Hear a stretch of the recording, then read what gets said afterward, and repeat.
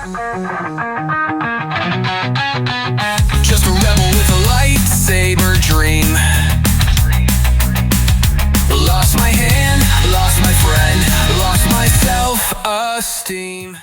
Hello, everyone. Welcome back for episode 6 of the Acolyte rewatch series. I am Clone Force 97, and I am joined by Lord Swinski himself, otherwise known as Star Wars Nerd 00. We are back again after the highs of episode 5 to recap episode 6 in this rewatch series. If you're new to the rewatch series, I want to preface it by this. I do not speak for Star Wars Nerd. Star Wars Nerd does not speak for me. We are just reviewing the Acolyte 1 year later to see what worked, what didn't work, and what maybe could be improved on, and how our feelings changed a year later. Before we get into this episode, for those of you who saw us in Ocala, we did our first ever fan panel, and we think it went pretty well. MegaCon Orlando just opened up their panel submissions, and Nerd and I have decided to run it back, and we are going to try to bring our fan panel to MegaCon Orlando. Finally! If you're unfamiliar, MegaCon is one of the biggest Comic-Cons in Florida, and it's going to be March 19th through March 22nd of 2026, and we're hoping that we get selected, and if we do get selected, we're hoping that we'll see you there to join us in a larger Star Wars conversation. With that being said, in order to be selected, Nerd and I are going to need your help. The way to help us is to hit that like button, hit that subscribe button, and share these videos with the Star Wars fans in your life, not only on my channel, Clone Force 97, but on Star Wars Nerds as well. With the growth that we've both been seeing recently, we are both hoping that we get selected, but you can help secure that by hitting that like button, hitting that subscribe button, and again, sharing this with the Star Wars fans in your life. And with that, Nerd, we can get into episode 6. Episode 6 is, honestly, I'm gonna jump a little ahead. It's a very flat follow-up to episode 5, in my opinion. It just didn't hit even the first go around a year ago when it came out. But didn't like it very much. So episode 6 starts off with Osha waking up on the unknown stone cave looking planet, which I do believe to be Baldemnik, and that could be a little bit more of a topic for episode 8 when we see a specific Sith Lord that isn't Soul. And Osha goes out to find Kymir taking a bath, and she sees his lightsaber. Not just when he decides to strip out of his robes, she actually sees his lightsaber. And he does the one thing that nobody else in this show has really done, and that is sense when somebody is around him. And Clone Force, I remember you said a while ago that this scene was actually, like, I don't want to say it was, like, influential, but, like, it actually had, like, a deeper meaning than just we get to see Kymir get butt-ass naked. Yeah, this scene was more symbolic than what people were giving it credit for. And the reason why is because Kymir, after like this huge battle where he's killed a bunch of Jedi, he's made himself as vulnerable as possible, where he could easily be overpowered, especially by Osha. Like, I know, like, throughout this series, Osha seems very weak, and like even in the flashback, she seems very weak too. But Osha is a very strong character who just doesn't know it because she's riddled with self-doubt. And I think we've discussed that a lot in previous episodes. But in this scene, like, you get a lot of information. You get the scar on his back, which kind of triggers Osha to think, like, how could this happen? But then not only with him taking a bath or swimming or whatever he's doing, but he's made himself as vulnerable as possible, and he's doing it on purpose to trigger some sort of reaction out of Osha. And he even mentions it, like, hey, when we're fighting, it's justified, but now it's vengeance. He's like, there's not really a difference. But what he was doing here was he was opening himself up to attack and showing that, like, he's not really the bad guy that everybody thinks that he is. And that was something we hear, like, in episode 5, is like the Jedi are the ones that say he can't exist.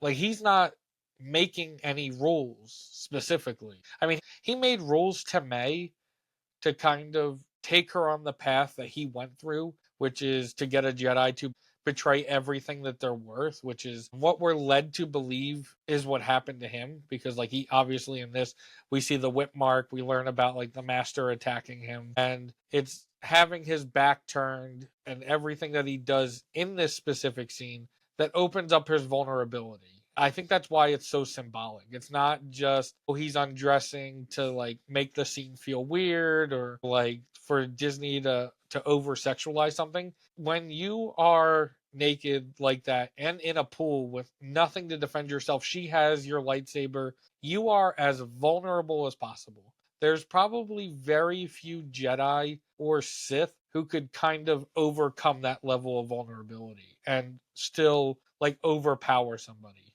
if that makes sense, which is why I thought this scene was so symbolic. That makes a lot more sense than you know, he just wanted to strip down to nothing. I mean, yeah, he does get very vulnerable. I mean, there is that part where Osha literally says like, what, so you brought me here to be your prisoner? But he says, prisoner, you're the one with the weapon. Like, what do you mean? And there's multiple times that he tells her, like, you can leave at any point. You're just gonna have to swim to get to the ship, or you could wait for the tide to go out. It doesn't really matter. You could just, come and eat with me. Yeah, what the Jedi learn at the temple of what a dark side user or a Sith would be is very one-sided.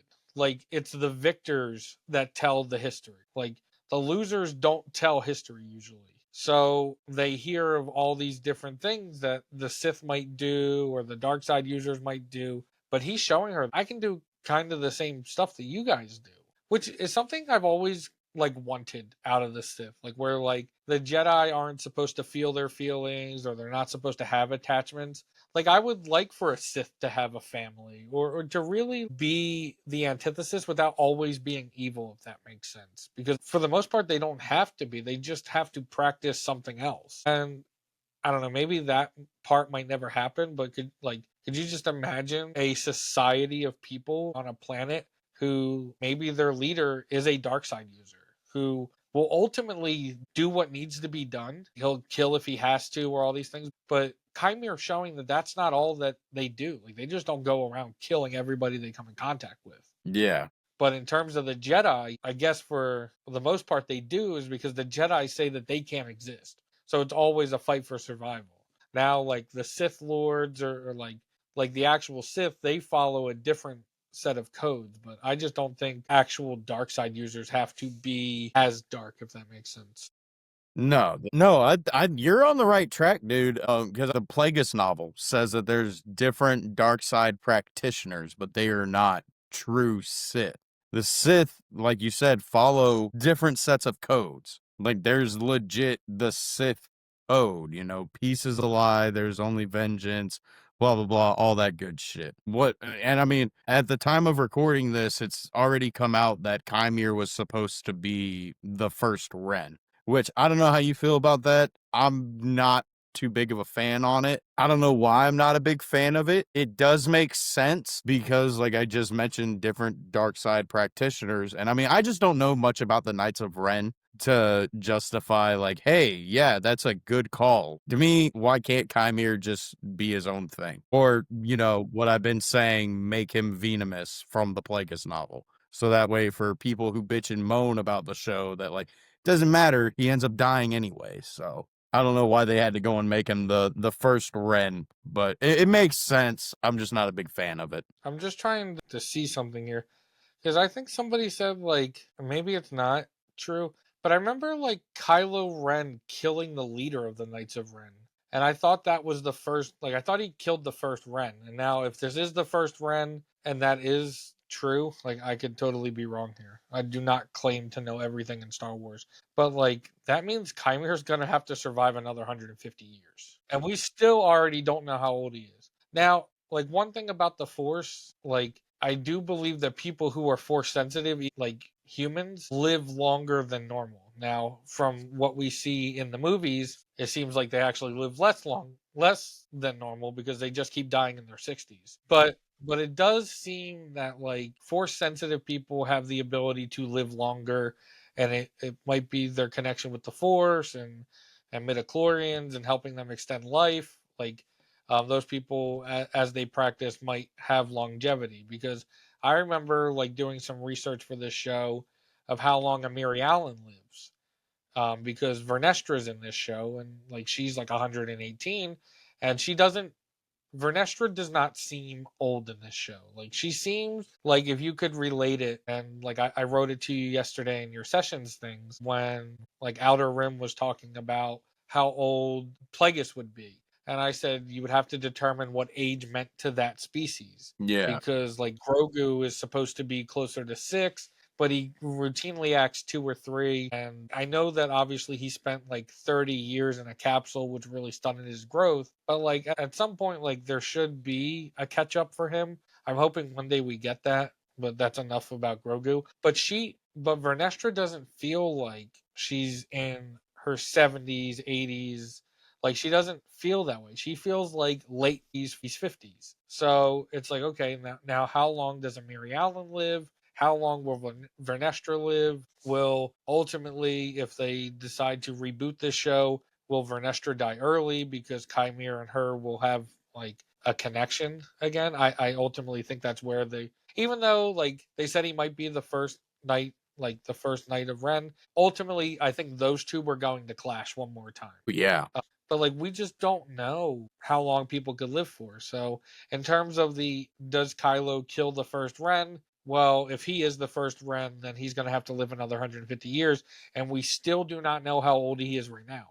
Like because I think you and I were talking last time that I think we were in agreement that even though he looks younger than Soul, he might actually be older than Soul. Well, OSHA straight up asked him, like, hey, you claim that you were a Jedi.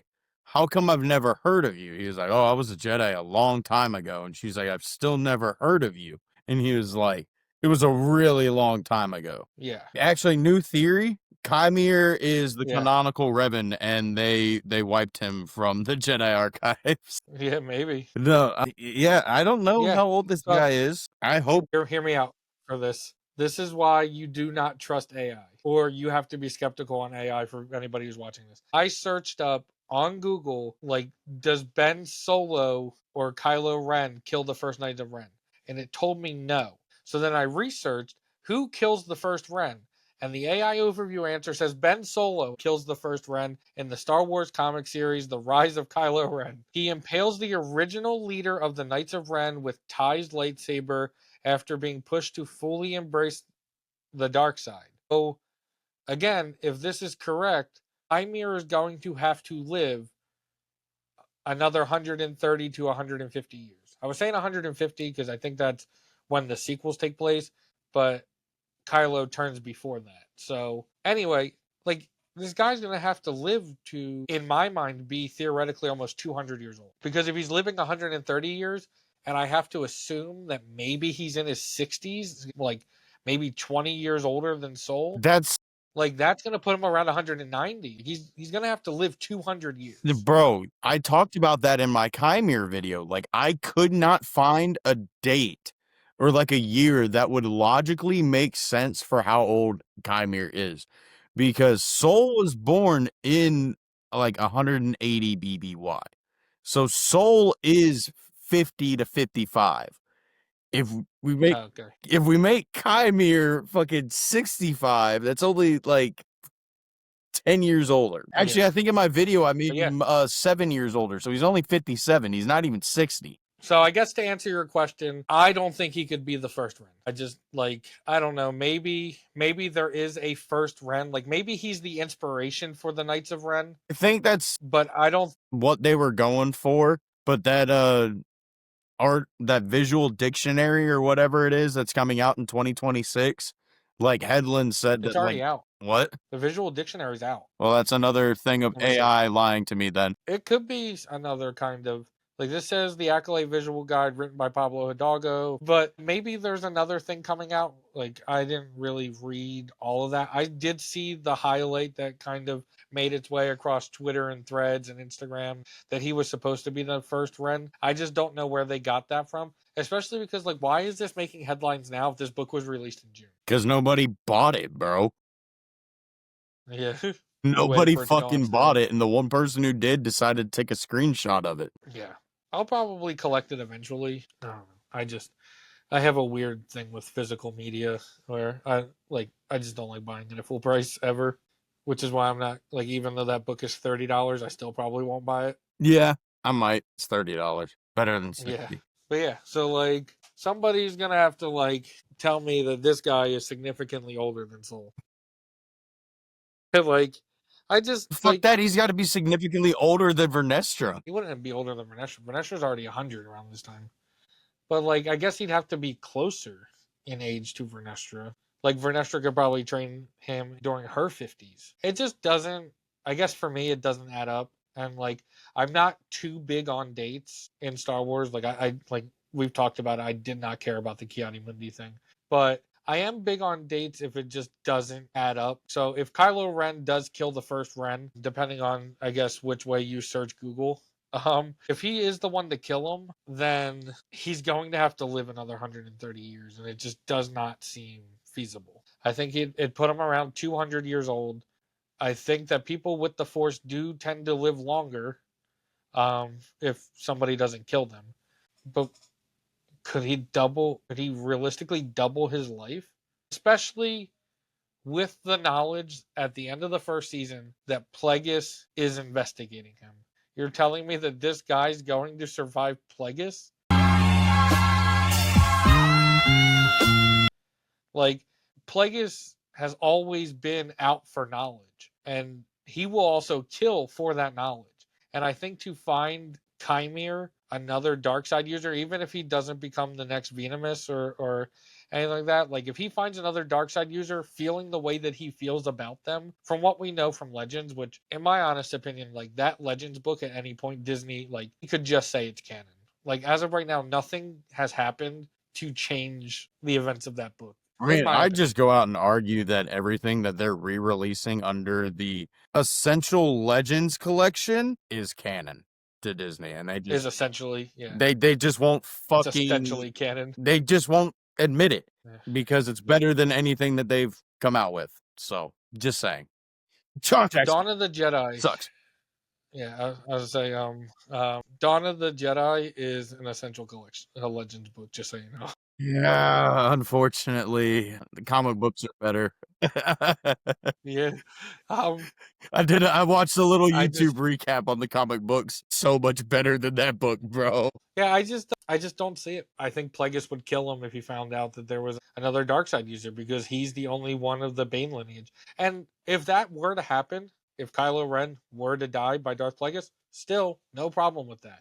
But I just don't think he would be the first Knight of Ren. And then, like, I guess it kind of, in my opinion, dilutes the character again, because now it's like we have this new character that everybody everywhere, if you don't like the show, if you like the show, everybody everywhere is interested in this specific character. And if you are to say, oh yeah, he's the first of the Knights of Ren and his ultimate end is to die by Kylo, then it's like, okay, like, do you care to learn about everything else? And I know that you could be like, well, we know that Obi-Wan dies and we know that Anakin dies, why watch the prequels? And like, you could make that argument if you wanted to, but it's just one of those things that, like, let the interesting new character be the interesting new character. I don't think he doesn't have to be tied to somebody else. Not everybody has to be tied to that kind of lineage, I guess. Yeah, no, Like, I'm it not is saying. time for the Skywalkers to end, in Yeah, my like opinion. when I say that I want Chimere to be the canonical Venomous, I don't mean that I want him to actually be Venomous, you know? What I mean is Yeah, I want him to be a dark side user that was obviously could potentially trained by Tenebris, bro. We don't know yeah, Chimere's backstory. He could have been trained by fucking Tenebris before he fucking decided, hey, fuck this, I want to go do my own thing. When I say I want him to be Venomous, I mean I want him to be another dark side user out there that eventually cross paths with Plagueis and then just ultimately has to die. So that way it doesn't convolute shit. That's what I mean by make yeah, him canonical Venomous. They can't make him Venomous. He's a human, and Venomous is a Bith. And for those of you who don't know, biths are the fucking things that play the cantina music. Yeah, Biths only have two personalities. They're either Sith or they play music. They don't do anything else. There's no middle ground for them. They're either entertaining or they're killing. That's why I don't like him being the potential either the inspiration or the actual first Ren. Like, dude, just let him be him. Like, honestly, like, speaking of that, and I know, like, we're not talking about Ahsoka, but I don't want Balin to actually be an Order 66 survivor. Like, it would be cool if he was just like, hey, I'm a Force user that just so happens to be around during this era. Like, he could be a cool, new, Trained interesting himself. character like that. He doesn't need to be an Order 66 survivor. I don't think he needs to be redeemed either. I think he's on a path to redemption. I think right now he's being spoken to by Abeloth or the brother. I've seen theories that like the brother's alive or he's supposed to be the brother. I don't need him to be redeemed. I don't need everybody in Star Wars to be redeemed. I think sometimes you're just an asshole and you get what's coming to you. But which is exactly what is going to happen in 2 episodes, The Soul. Like you're just an asshole and you get what's coming to you. Well, I mean, like, even in this little puppy, this dude is just an asshole and dies in the end. So he gets what's coming to him. He doesn't get Yeah. redeemed at all. Yeah. I just in terms of him being the first Ren, if he is, he is. I think it dilutes the character. It dilutes a fun character for me anyway. And then you have to extend his lifespan significantly. And now you have to physically say, like, okay, this guy's going to live another 150 years. And it's just, we just haven't seen it, especially from the humans. The human Jedi love to die. They are meat puppets to the Jedi Council. Like, they love to die. That's true. Like Yoda species can live, Kiadi Mundi species can live, which are close to humans, but they're not. Like all the other ones can live, but the humans are meat puppets to the Jedi Council. I just don't want that to be the route that this eventually would go. And I say eventually because I'm still totally on board with rebooting it. Like we've had time to think about it. In between episodes. I did not address this in the intro. If any of you are wondering why Nerd and I are wearing Jedi robes, it's because Halloween just passed and I wanted to. I don't know. I still hope that they bring it back.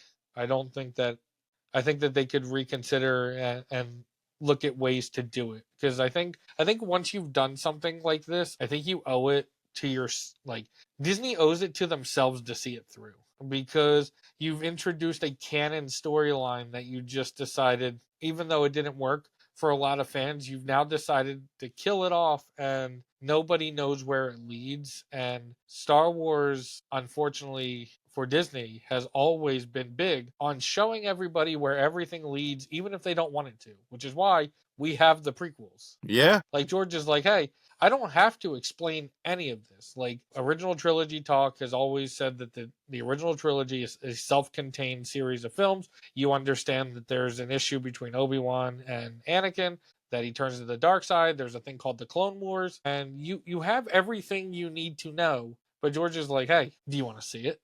Do you want to see what I was saying? So Star Wars has always been big on showing everything that happens.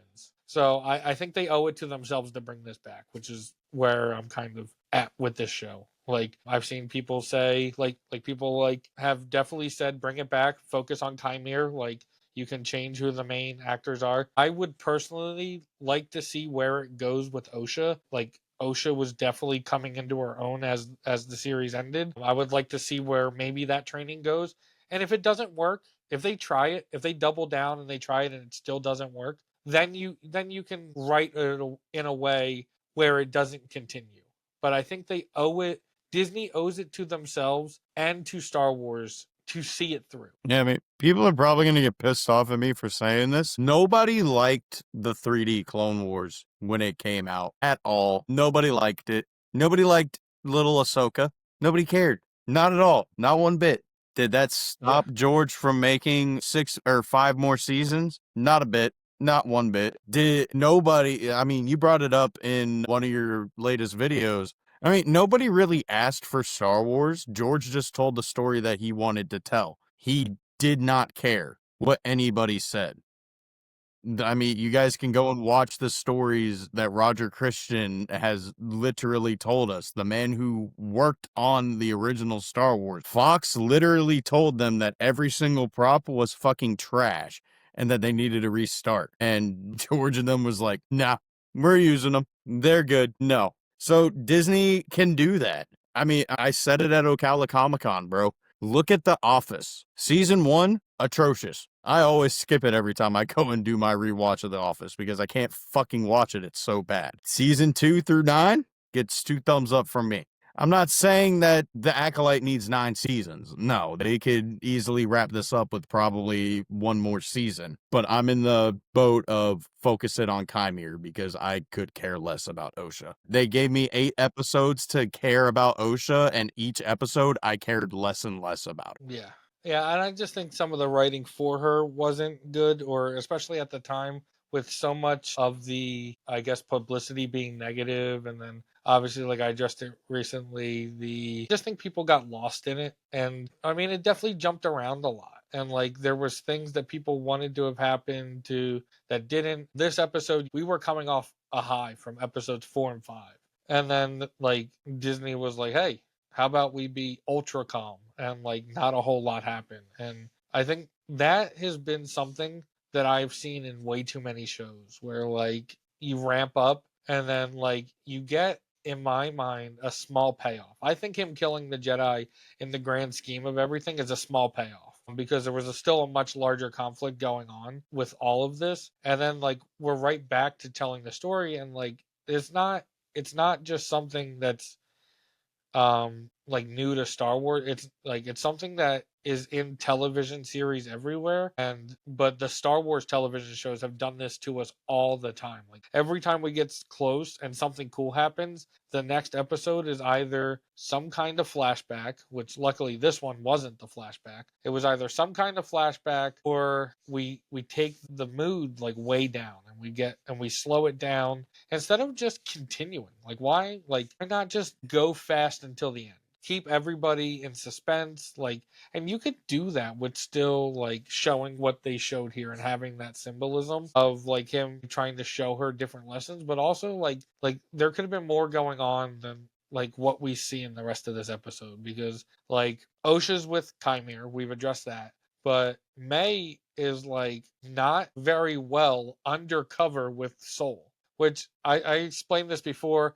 I think Soul knew the entire time, which is like I think a lot of people were like frustrated while watching it, like, oh, how does he just randomly figure it out? One, I think Basil knew immediately. Basil's like, this does not smell like OSHA. So Yeah, like, I did notice that when I rewatched it today because like they get the power goes out on the ship and they get it somewhat working to the point where Soul's able to actually like tell the Jedi Council the emergency code that he wanted to tell them and give them the message, but then the power goes out again and he sends OSHA to go and fix it, and she finds Pip, and Basil walks in and literally like sniffs the air and then freaks out and like starts trying to do little karate moves yeah, until the dude, point that he just stomps on her foot. Dude, Basil was so fun in this episode, which I think is what he's there to do. Like, he's there, one, to be a terrible tracker, because you need a tracker for your tracker. But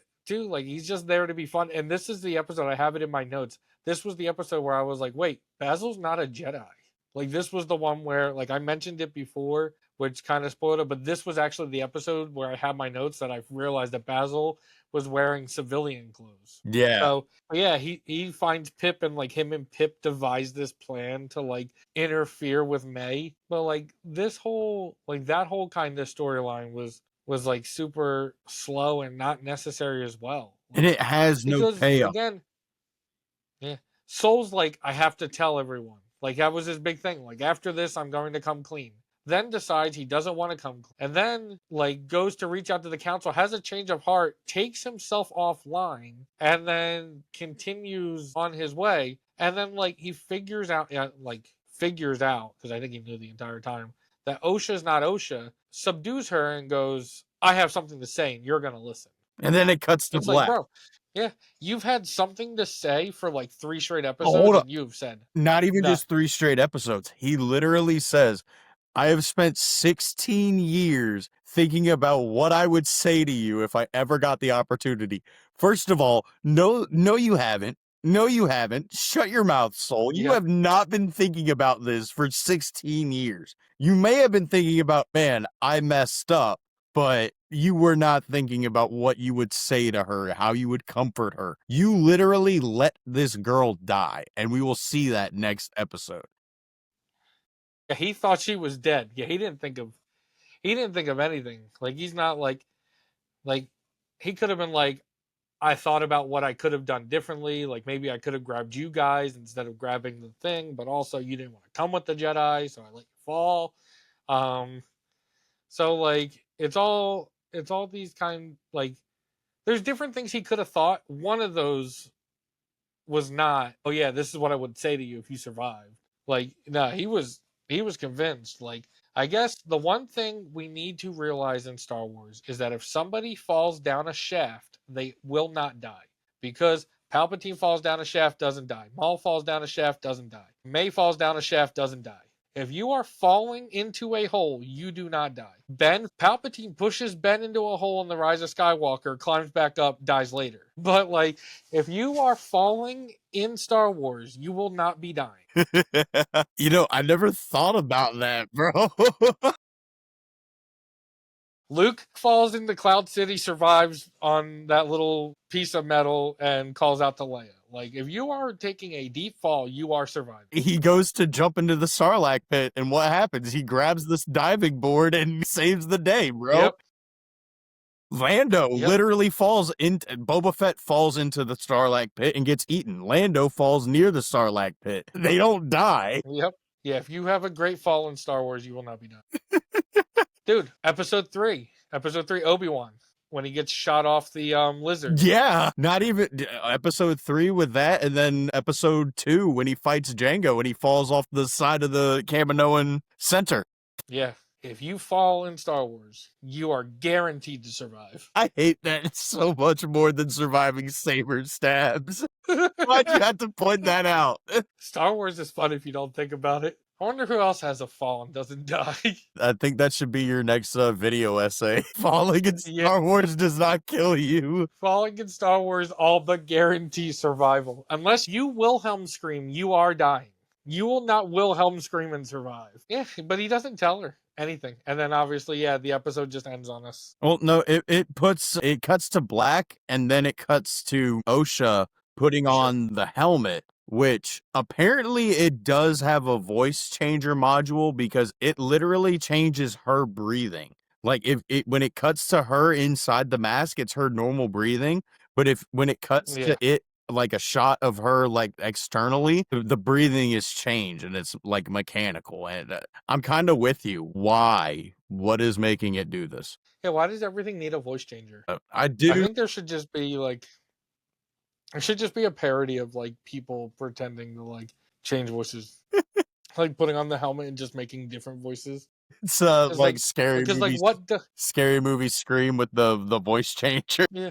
Well, dude, it's just like I guess it's one thing that's like it's been symbolic ever since Darth Vader had his. Yeah. Where it's like okay, like having the different voice, like not having him be actually James Earl Jones or like in the suit. So it's like okay, if there's a Sith that isn't Palpatine, then the voice is going to be different. Yeah. I do have in my notes about Chimere and OSHA. Early on, like after the whole like bath scene, they argue about whether it's the Jedi way is the only way to access the Force, or if one should actually like dig deep and use their emotions like anger, fear, loss, and desire specifically, because that's what Chimere says. And she talks about how he killed all of her friends, and he says that he killed Jedi that threatened his existence, and she says that he killed Yord. And this is one thing I picked up on. This dude knows a lot about these people that he probably shouldn't know unless he is actually like looking into her mind, which he probably is. But like when she brings up Yord, he says, "A man who didn't hesitate to turn you in for a crime you didn't commit." and then brings up Jackie, and then is like, they go into like, why do you go so far for people who can't do the same for you? Because, you know, obviously Osha's like every other Jedi that should be like Anakin. They feel too much, they have too much emotions. And then every other Jedi is like, you know, regular Jedi. They ain't got no emotions. Yeah. Which I really liked that conversation between the two, because he also goes on to like question her like why she's not a Jedi, even though but and she like he just pesters her until she gives like one of the worst line deliveries. Like Manny Jacinto's performance throughout the whole, like egging her on about why she isn't a Jedi, how she failed, like what she did and didn't do, is really good. But when she goes, because I failed, and ignites the saber and then goes for his throat, I literally was just sitting here like, that was you kind of killed it. I like that. I didn't Oh, yeah. I know I she's don't supposed to be angry and all that. It just did not feel like a raw emotional response. Like it felt like they had to tell her like 3 or 4 times, "Hey, add more anger. Hey, more anger, brother, more anger." I think maybe it didn't need the saber, like maybe she could have like pushed him back against the rocks. That would have been better. But I do like that scene because like she's finally like again, I told you she's riddled in self-doubt. She's finally recognizing like with her past, but I think he like consoles her a little bit. Like I don't think I think he tells her that she didn't fail, which is like imagine if we did find out that she didn't fail, but she left because she feels like a failure. Like that she could have passed the trials, but like something was holding her back. Did she say she failed the trials? No, she just said that she failed. We don't Yeah, know so what she like failed. I'm assuming it's the Jedi trial. yeah, I mean that's a very like obviously that's a very well assumption for it of what she potentially could have failed. But it seems like she's the one who left. Like it's not like the Jedi kicked her out and casted her aside. Like it seems like she left, and like I think what she failed at was reconciling her emotions, which is obviously something we see Anakin fail at. And something that Elzar Mann fails at, and it's just like I guess every 100 years or so somebody's gonna fail at. But it's like one of those things that she like couldn't regain control and she blames herself, and that's the failure, is that like she thinks that she's the reason why everybody died. Yeah. And which like and that's why episode 8 is so impactful, which is why like episode 8 is when like episode 8 is called the Acolyte, I think. Yeah. Like that's why episode 8 is what should be like episode 8 is when the Acolyte starts. The Acolyte, in my opinion, does not start before episode 8. Everything else is a preface to what got us to where we were needing to be, and then season 2 was going to take us further, which is why I said I believe that they owe it to themselves to continue it, because they spent all that time building up a backstory that in most senses it didn't need to be told. It wasn't a backstory. Like we could have just started from here and then like maybe had flashbacks to this, but it was just like that's why I just think episode 8 is so impactful, because that's where she's finally feeling herself in this episode, because obviously we're getting a flashback all next episode because yes. But I think I think that's why this one's so impactful, because like he's showing her that she's not the problem. Yeah. And he's freeing her of everything else, and then like obviously he tells her to put on the mask or the helmet or whatever you want to call it. Yeah, like she's going to put it on, and then he says and what you bring with you, in terms of like putting it on, which is the same thing that Yoda says to Luke in episode 5.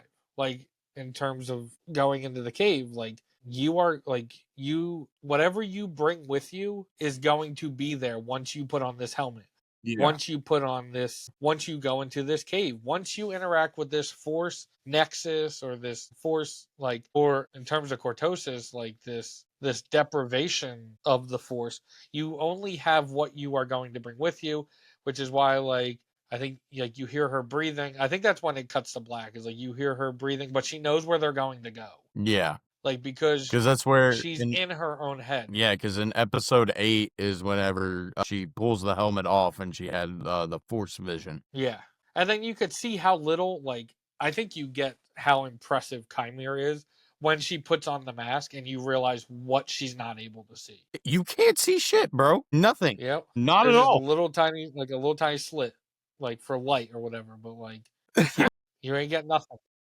You only have your force, like you only have your sense of the force, which is why he's so in tune with it. Like you can gain an appreciation for why he is as strong as he is, because if he is using that all the time, like bro, it's Go check out my video on insane. why Kymir is super underrated. That just adds another reason to why he's so Fact. underrated, bro. Dude, you Dude, know what we he's didn't talk about?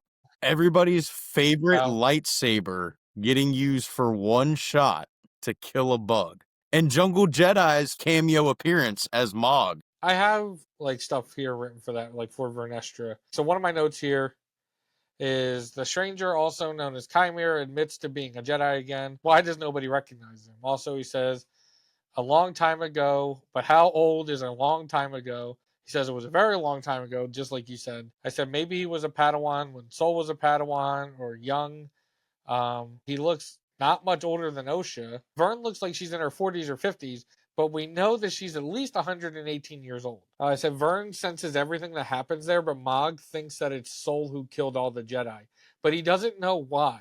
I said it's also interesting that when sensing and seeing what happened here, he already used the word him as like a powerful Jedi, and then he says like one versus many, like he thinks that there was an explosion.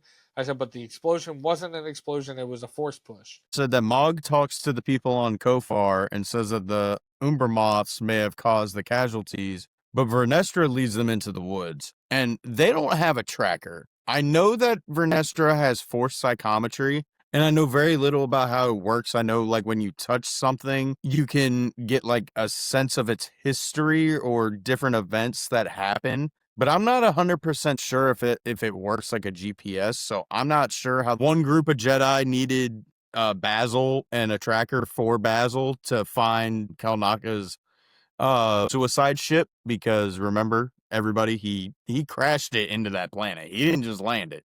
And Vernestra's group just follow the tracks right to where everything happened. Not 100% sure how they got there that fast like that, because they got there at daytime, and it's still daytime when they find everything. Meanwhile, it was nighttime when they got to Kelnaka's hut in episode 4. Now, I forget if Vernestra takes an entire team. I think she just takes Mog, because like Mog questions her, like, how does she know where they are? And she's like, I'm the one that sent them there. Yeah. So like she admits to doing that. Also, I think there's a scene in here where Vernestra is arguing with the like she's dealing with politics again. Yeah, she's talking to Senator Rancor, and somebody else in politics is wanting to do like a review of the Jedi Order, make sure that they're being as transparent with the Senate as as they claim to be. Spoiler alert, they're not. You said Mog pretty much explains the lie that they tell the council and the Senate. A lot of foreshadowing in this episode with well, not just in this episode, but this series in general. So we got Kymir with the whole don't do the mind wipe thing, and he mind wipes May at the end of the series. And you got Mog pretty much explaining what happens with Soul in episode 8. So Yeah. Well, yeah, because Senator Rancor is concerned that what happens when somebody who is a Jedi loses themselves, which is like Senator Rancor's. He's hinting at what we're going to see with Anakin, but like also it definitely relates to Soul. One of my notes here is literally just all caps. Soul is way too emotional to be a Jedi, which is something that we have beaten to death. We have literally like yeah, but they beaten literally it to show it in this episode. yeah, I said Soul leaves the system and turns off his transponder because he's selfish and he needs to find Osha. But yeah, it was interesting that Mog is sensing the battle and he's saying he, and ultimately he comes to the conclusion that it was Soul. Like he like is what they come to, like, and they lead to blame it there.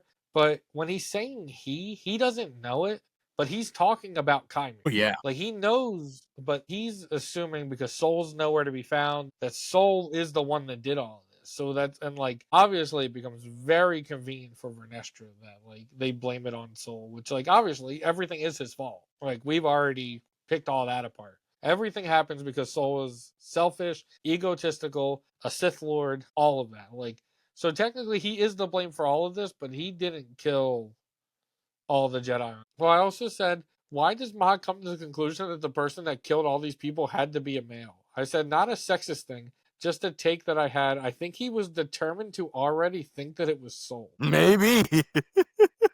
Yeah, I just think that like all the issues that Soul has had, it was interesting that like it became a convenient escape here. The other thing I said having this is that we have the droid reset cliche, which is that you reset a droid to turn it into a Sith.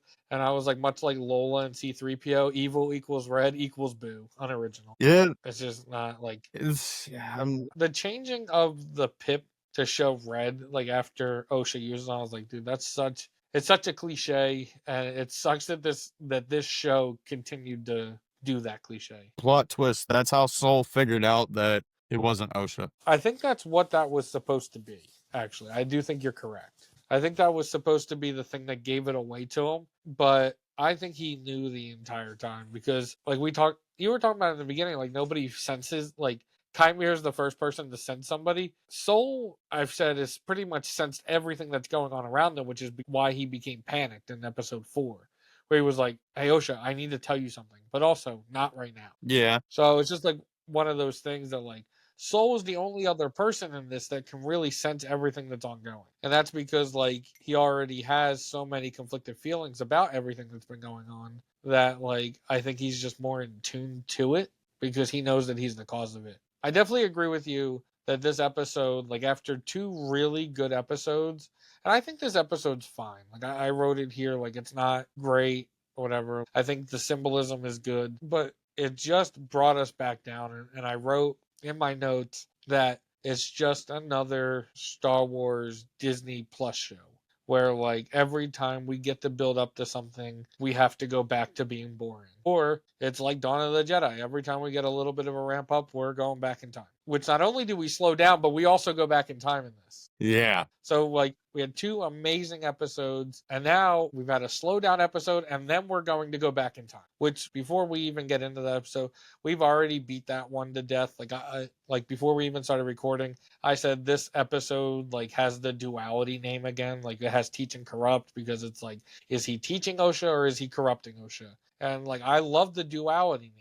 Episodes 4 and 5 were day and night, and those needed to be told as 2 separate episodes, and maybe they could have been longer and had more to it. But this, like, we have to go back in time, and I'll be honest with you, that one, not super excited to talk about again because, in my opinion, it wasn't needed. It's another one of those, there's one person's side, there's another person's side, and somewhere in the middle is the truth. And that is really all it's trying to show you is that not everything the Jedi saw in episode 3, which is destiny, is what you see in episode 7, which is choice. Which, again, we talked about it last episode. Destiny and choice could have been the same episode. Like Lost and Found, Revenge and Justice. Is it your destiny or is it your choice? Day and night, teach and corrupt, and then we have the Acolyte. Yeah. Honestly, I kind of feel like we could skip talking about next episode. I mean, it's literally just episode 3 with a couple extra scenes. Yeah, we got a Kalnaka fight scene. As for this episode, I said that overall, this episode was a decent follow-up to episode 5. It fell flat in some moments with the acting, like Osha's outbursts or May's line deliveries when talking to Soul about clouding his judgment. I don't like the shot of the light whip. The light whip is just, I'm not a fan of it. The hilt just looks like a gray Pringles can. At first, I said, I'm sure they could have done without the Chimere strip show, but I was waiting to hear you explain why that was actually more in depth than it was, which that actually was a very good explanation. Did not think about it as him literally getting as vulnerable as possible, because it just didn't cross my mind like that. I just saw Manny Jacinto stripping, and I felt the need to pull out every single one in my wallet and start throwing it at my TV. So, do with that information what you will. Could you imagine if we asked him in Ocala what was his favorite scene? He'd be like, obviously, when I get naked. I would have had a couple more questions after that, probably. Yeah, and I'm like, "Are you okay?" Overall, when I So I was initially watched this, I think I gave it like a 4 something. I don't mind it this as much this go around. I picked up on a lot of different things. For Chimere pointing towards being one of the human venomous part, like I said earlier, I think that those little connections are really cool. Really wish the show was more about him, especially like whenever we like start diving into like his philosophy on the Force and all that, especially like, the Jedi say that their way of connecting with the Force is the only way. Otherwise, your connection with the Force fades and you got to train, train, train. When that probably really isn't the case. Honestly, I'll give this episode a 6. It's a I'm little right bit there with you. more. Actually, no, I'm gonna go 5 just because of the whole slowdown parts. Not a big fan of how slow this episode was. And then, of course, my all-time favorite Disney Plus show trope of ramping up, setting up explanation, and then cutting to black. I hate that Yep. so much. I don't know why that's a thing. I'm still gonna give this a 6. I was with you when you were going to give it a 6. I think it's fine. Like, I wanted more action. I think that honestly, like, the scenes with Soul that we're going to get for the rest of this are frustrating for me. Is like the way that I'll put it. Because it's gotten to the point for me, I don't have a better way to explain it, so I apologize if it offends anybody. But at this point, Soul's gotten annoying. Soul's what? He's gotten annoying. Like it's another one of those things like how I felt with Yord. Like when Yord died, like you feel a little cheery because you're like, yeah, finally. Or like when Deidre tears into like Edie Karn, like it's like one of those things that like they've been on this path for so long and nobody's corrected them, and now it's like finally somebody needs to put them in their place. Soul for me has gotten to the point that like, especially like I've already said it, we beat it like a dead horse. He is the Sith Lord of the show, not because it's a joke that we have continued, but because he actually is. And he's just overall, he's stayed his welcome. And I'm excited for what happens in episode 8 and how it lets Osha finally be free and clear of mind and clear of conscience, and to understand like what she was going through, like what she will go through going forward. And I was okay with that. So I don't have any better way to explain it. So if me calling Soul annoying offended you, I apologize. You may be able to use a thesaurus and help me think of a different word, but I'm not going to do that. And I'm just, You hear that, fucker? You're annoying. Even his face is annoying, bro. Look at it. yeah. um, but yeah, with that, like I give the episode a 6. I think it was fine. I really enjoyed the Chimere OSHA stuff. Like for me, like I was excited to see where Chimere and OSHA go. I think that's what I want going forward. I also see people's point of like wanting just Chimere going forward. I totally understand both sides of it. But with that being said, do you have any final thoughts for this episode? Not really. I've said all I really had to say. Um, Disney, please quit doing the fade to black. I don't like it. Yeah, they're gonna have to give us a TV show again first. If you think about it, we haven't had one in a while. We haven't had one since May, which I guess feels like a while because Star Wars has been unfortunately relegated to Disney Plus. It's been in purgatory. It's been in the world between worlds. It's not quite on television. It's not quite in theaters. But with that, that wraps up this episode. I've gave it a 6. Nerd gave it a 5. I finally, after months of sitting on why episode 6 was impactful for me, finally revealed it's because Chimere is as vulnerable as possible. As we stated in the beginning of the episode, Nerd and I are trying to host another fan panel in MegaCon. We can only do that with your help. So make sure you hit that like button, make sure you hit that subscribe button, share this with the Star Wars people in your life, and you could help us achieve that. But with that being said, we will see you all next time. We're going to be covering episodes 7 and 8 together, and may the force be with you. Peace.